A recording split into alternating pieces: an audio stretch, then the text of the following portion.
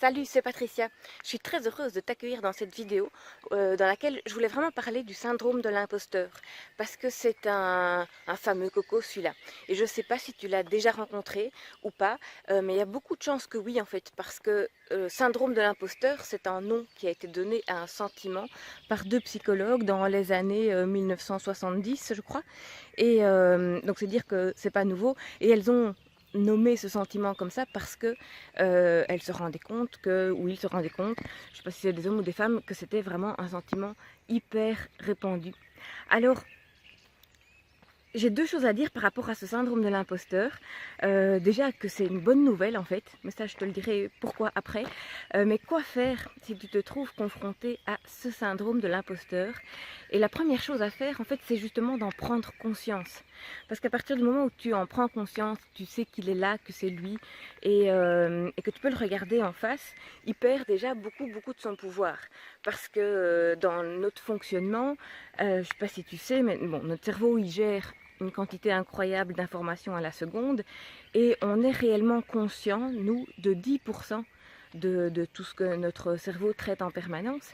Et donc, pour énormément de choses qu'on fait au quotidien et pour même pour des choix qu'on fait au quotidien, il y a plein de choses qu'on fait sans vraiment s'en rendre compte, sans vraiment en avoir conscience, un peu en pilote automatique. Et donc, si tu te rends compte, par exemple, que tu vises les pâquerettes, alors que tu pourrais viser les étoiles, mais que tu le fais justement parce que tu as ce syndrome de l'imposteur qui vient te dire que toi, tu n'as pas le droit de viser les étoiles parce que tu ne mérites pas, ou parce que tu n'es pas capable, ou parce que les étoiles, c'est réservé à certaines personnes peut-être qui sont plus grandes que toi, ou plus petites que toi, ou qui ont plus de diplômes, ou qui ont plus d'expérience, ou qui ont une plus grosse voiture, ou que sais-je. Tout ça, c'est bullshit, c'est vraiment des prétextes.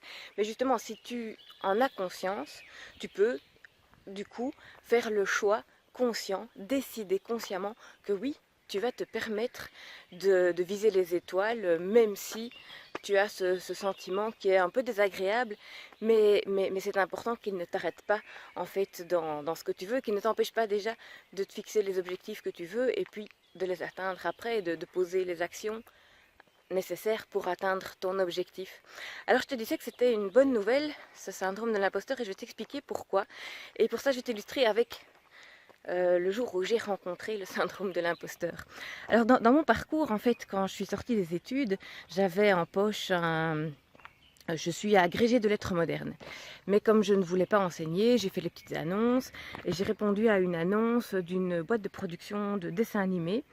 Et donc je me suis retrouvée dans un entretien d'embauche avec une dame qui allait devenir ma patronne si j'étais embauchée.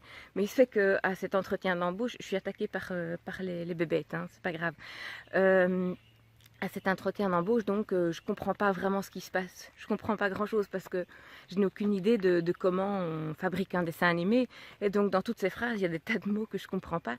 J'y comprends rien. Mais n'empêche que je suis embauchée quand même et que je me retrouve moi ayant fait des études de lettres, à gérer des plannings, des budgets, des plans de financement, des machins comme ça. Je me retrouve devant un tableau Excel sur un ordinateur, j'avais jamais vu ça de ma vie. Mais c'est pas grave, je dis pas que j'ai pas vécu du stress. Mais j'ai vécu du stress comme si maintenant je me retrouvais dans un pays qui parle pas ma langue et dont je parle pas la langue et qui parle même pas anglais. Et c'est super compliqué, je comprends rien à ce qui se passe et tout me demande beaucoup d'efforts et d'énergie. Donc je vis du stress, mais pas le syndrome de l'imposteur. Lui, je l'ai rencontré quand j'ai décidé de devenir kinésiologue. Et à ce moment-là, donc je veux devenir kinésiologue, donc je m'inscris dans une école de kinésiologie. Et là, il a été assez violent. Et en termes de mais qui t'es, toi, pour croire que tu as le droit ou que tu mérites de réaliser ton rêve? Mon rêve étant de devenir kinésiologue à ce moment-là.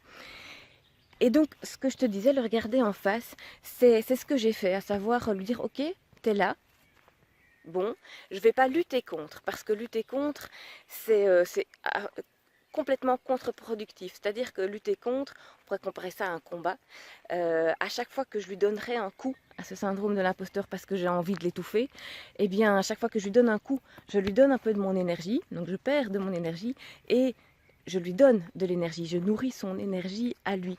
Donc ça m'en prend, ça lui en donne, et donc c'est totalement contre-productif, ça ne sert à rien. Par contre, le regarder en face et l'accepter, c'est lui dire, bah ok, t'es là, je te prends dans mes valises, de toute façon... t'es là, donc c'est comme ça, je n'ai qu'une chose à faire finalement, c'est accepter.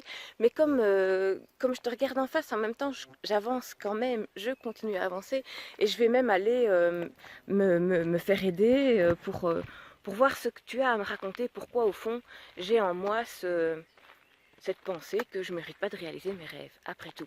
Et du coup, bah, ce syndrome de l'imposteur, première bonne raison de lui dire merci, c'est que moi en tout cas, bah, il m'a forcé à grandir, à me connaître mieux, à savoir mieux comment je fonctionnais et pourquoi je pouvais penser que je ne méritais pas de réaliser mes rêves. Et en plus, l'autre raison pour laquelle c'est plutôt une bonne nouvelle, c'est qu'en fait, c'est pas pour rien qu'il est venu à ce moment-là. Quand j'ai été embauchée dans la boîte qui faisait des dessins animés, j'avais pas du tout les connaissances, ni les compétences, ni l'expérience requises pour faire ce boulot-là, et je me sentais pas en imposture, je me sentais pas illégitime. Alors que quand je veux devenir kinésiologue, et que donc je suis pas censée avoir aucune connaissance, aucune compétence, aucune expérience, puisque je m'inscris dans une école, là il vient me voir. Et s'il vient me voir à ce moment-là, donc à la fois c'est pas logique, et à la fois c'est une évidence, c'est parce que c'était vraiment important pour moi. Et le syndrome de l'imposteur, comme n'importe quelle autre croyance, comme n'importe quelle autre peur, en fait ce n'est qu'une stratégie de notre cerveau pour nous protéger. Et à partir du moment où je m'engageais dans ces études-là de kinésiologie, je m'engageais dans quelque chose qui comptait énormément pour moi. C'était vraiment important, cet objectif-là dans ma vie. Et du coup, forcément, qui devait s'être allumé dans mon cerveau une petite alarme en disant ah, danger, danger. Alors, il peut y avoir deux dangers. Ça pouvait être le danger d'échouer ou le danger de réussir, parce que la réussite, c'est quelque chose qui peut faire peur aussi. Mais donc, si j'échouais dans cet objectif qui était vraiment important pour moi, ça aurait été un échec vraiment difficile à vivre. Donc c'est pour ça que ce syndrome de l'imposteur, plus il est fort en fait, plus il est signe que l'objectif il est bon pour toi, parce que ça veut dire que quelque part ton cerveau est en train de penser que cet objectif-là il est tellement important pour toi que ça va être très difficile de gérer un échec, si échec il y a, que cet échec possible, mais voire la réussite possible, est vraiment un gros danger pour toi. Alors que du coup, si tu regardes ce syndrome en face, et que quelque part tu sais que tu es capable d'y arriver et que tu vas faire ce qu'il faut pour y arriver, parce qu'à partir du moment où tu t'arrêtes pas, où tu poses les actions qu'il faut pour arriver à ton objectif, la seule chose qui peut te faire échouer en fait, une fois que tu te fixes un objectif, c'est le jour où tu décides de t'arrêter. À partir du moment où tu décides de ne pas t'arrêter, même si tu as des difficultés, même si ça prend plus de temps que prévu, même si tu as des obstacles que tu n'avais pas imaginés à l'avance, bah, si tu t'arrêtes pas, ton objectif tu finiras bien par l'atteindre.